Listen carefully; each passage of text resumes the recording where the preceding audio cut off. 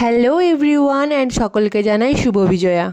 দেখো, ভিড়ভাড়টা খুব একটা পছন্দ নয় বলে পঞ্চমীর দিন সোজাসুজি চলে গিয়েছিলাম প্যান্ডেল হপিংয়ে।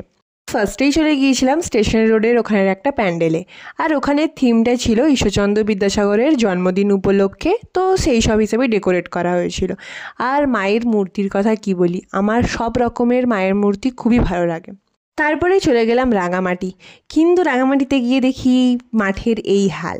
যাই হোক, অনেক স্ট্রাগল করে কাদা পেরিয়ে ফাইনালি আমরা চলে গেলাম প্যান্ডেলের ভেতরে।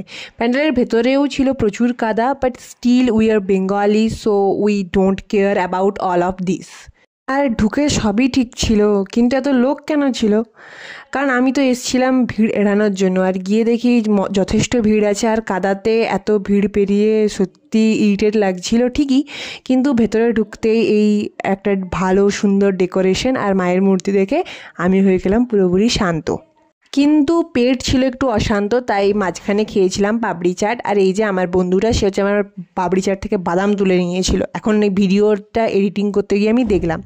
আর মাঝখানে একটা প্যান্ডেল ছিল, বাট ওটা আমি দেখিনি, কারণ ওটা পরে দেখবো বলে ছেড়ে দিয়েছিলাম। আর তারপরেই চলে গেলাম বাজ টাউন।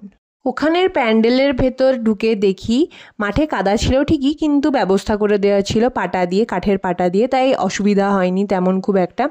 আর ওখানে লস্যি, ফুচকা, মোমো সবই বসেছিল, কিন্তু আমি এত ছোটোখাটো জিনিসে আর পেট ভরাতে চাইনি। ভেবেছিলাম একটা বড় সড়ো হাত মারবো, সেটা হচ্ছে মাটন বিরিয়ানি। আর সত্যি কথা বলতে এখানে প্রতি বছরই খুব ভালো প্যান্ডেল, খুব বড় করেই প্যান্ডেল হয়, তো এবারেও ছিল একটা অপরূপ থিম।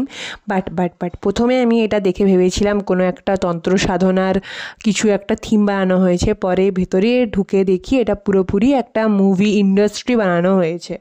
মানে একটা মুভি, আগেকার দিনে একটা মুভি বানাতে গেলে যা যা দরকার সাথে সব কিছু ছিল। আর ছিল কয়েকজন বিখ্যাত পরিচালক, যেরকম সত্যজিৎ রায় প্রমুখ ব্যক্তি। আর সাথেই দেখা হলো ঢুকতে দিলীপ কুমারের সাথে, উত্তম কুমারের সাথে। অ্যাকচুয়ালি উত্তম কুমারের জন্মদিন উপলক্ষেই বোধহয় থিমটাকে কিছু নতুনত্বভাবে ডিজাইন করা হয়েছে। আর তারপরেই তো ছিল মায়ের মূর্তি। তা করতে করতেই লাস্টে একদম অনুপ কুমারের সাথে দেখা করে বাইরে বেরিয়ে গেলাম আমরা।